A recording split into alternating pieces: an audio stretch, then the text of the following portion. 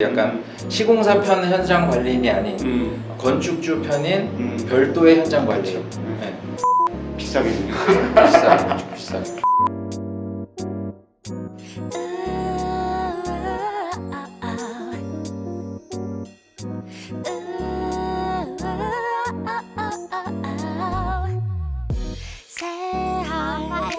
구독, 좋아요 꾹꾹 눌러주세요. 자, 그러면 저한테 또 그 다음에 질문으로 많이 오시는 거, 네. 물어보시는 네. 것 중에 하나가 건축 설계 비용 네. 얼마 정도가 적당해요? 라고 여쭤보시는 분들 많아요. 그리고 요즘은 사실 박람회 지금 이제 오늘부터 아마 여기 뭐 세택이든 어디서든 이제 또 박람회가 건축 박람회가 시작이 되는 것 같은데, 박람회에 나오는 하우징 업체들 상당수가 내부에서 도면을 다 또 그려주잖아요. 네. 계약을 하면 도면이 진행이 되고 이러는데, 그러면은 설계사, 예를 들면 건축사 사무소를 통해서 설계를 진행을 하면 이거는 돈이 번외로 더 들어가는 거다라는 생각을 갖고 계신 분들 계세요. 네. 그래서 아까 처음에 우리가 야은 약사에게 설계는 건축사에게라는 이 모토로 시작을 했으니까, 그렇게 그냥 시공업체로 건축 도면을 갔을 때랑 우리 직군, 그러니까 건축사한테 제대로 이제 또 이렇게 설계를 맡기는 거랑 장단점, 또 이건 좀 조심해야 된다, 뭐 이런 거 말씀 주시면 좋을 것 같습니다.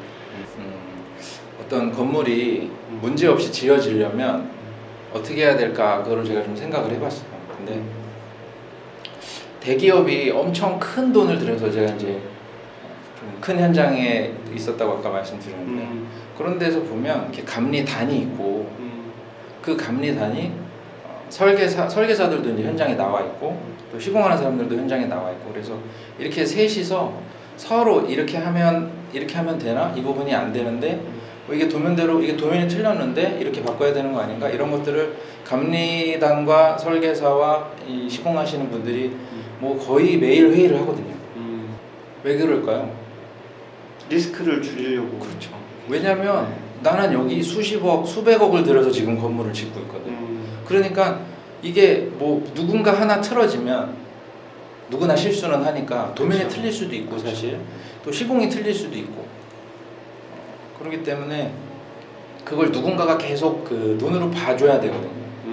그래서 감리라는 게 있는데, 지금 현재 법적 감리는 골조, 그러니까 이제 집이 무너지지 않는 안전에 대해서만 지금 법적 감리가 되어 있고, 그래서 다른 디테일은 없죠. 체크가 안 되는 거죠. 그래서 그런 것들은 이제 시공사에서 양심에 맡기는 상황이 된 거고, 그래서 이제 마인드가 제대로 되신 분들은 좀 열심히 하고, 마인드가 잘 돼 있다 하더라도 사실 뭐 이렇게 전문 지식이 없는 외국인 근로자가 그냥 일용직으로 와서 옆에 있는 사람이 벽돌 쌓는 거 보고 이제 자기도 쌓는 거죠.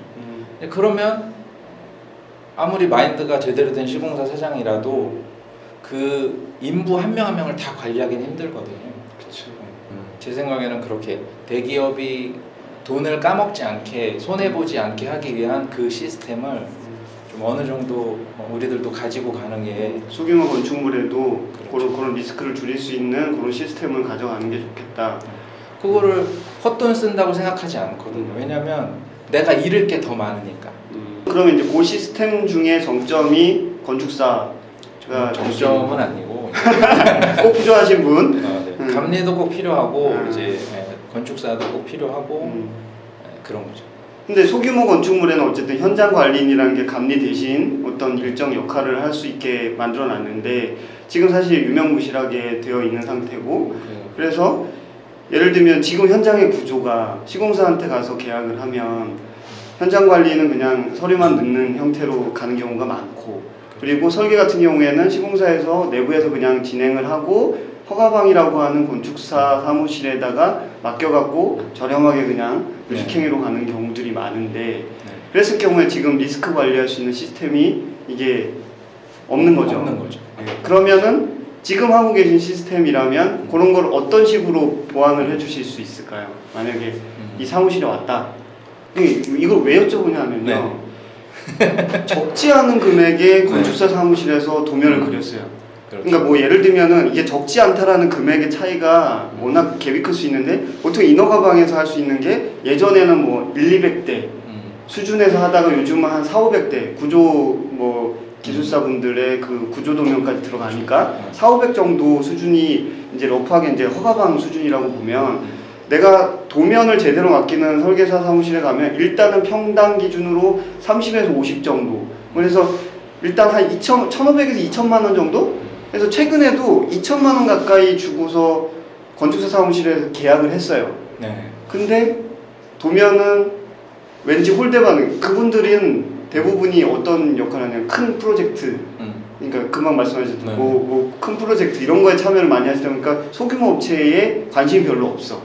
그러니까 2,000만 원을 받아도 그냥 항상 이렇게 밀리는 거죠. 우선순위에서. 우선순위. 그래서 변경 요청이나 이런 거 하면은 우선순위에서 일단 밀리고 그리고 현장에 한 번도 안 나와보고 그러니까 내 현장은 지도로만 이렇게 위성 지도로만 한번 본 게 다고 네. 그래서 나중에 그것 때문에 도면이 다 나온 상황에서도 그냥 계약 파기를 하거나 중도에 하시는 분들도 종종 계시더라고요.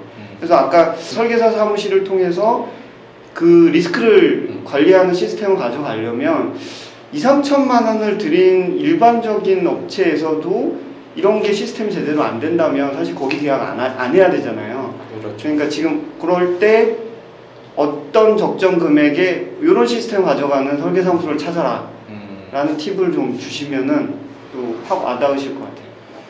적정 금액 참 어려워요. 이게 네. 일단 그 정도 생각하시면 될 것 같아요. 내가 공사 현장이 6개월 정도 유지가 될 것이다. 그러면 그 사람이 항상 나와 있으면 좋겠고, 그죠?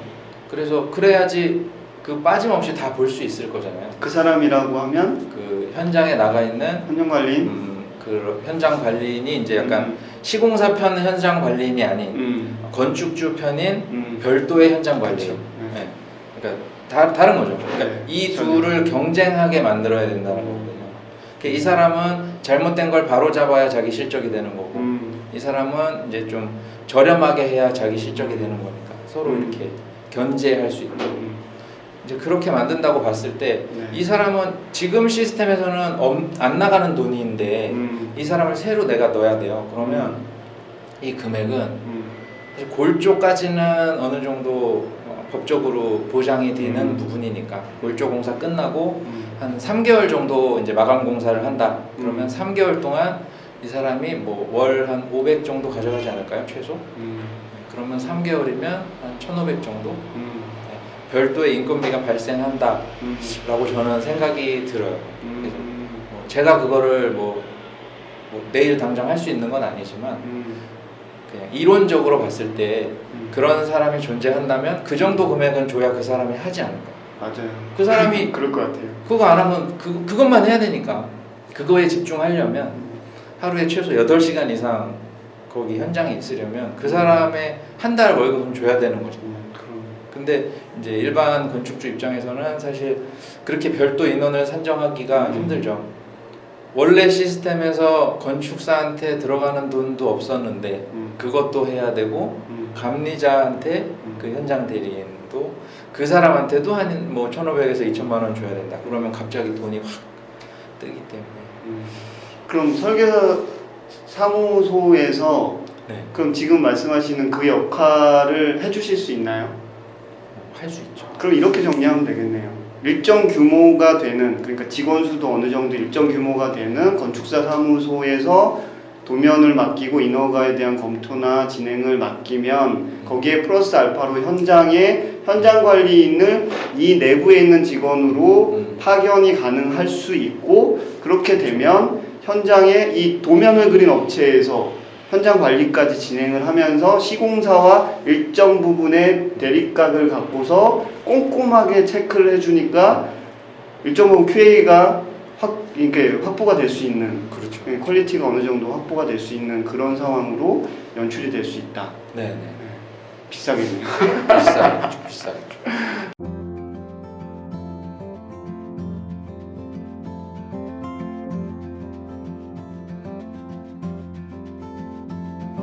새벽 차를 타고 바다로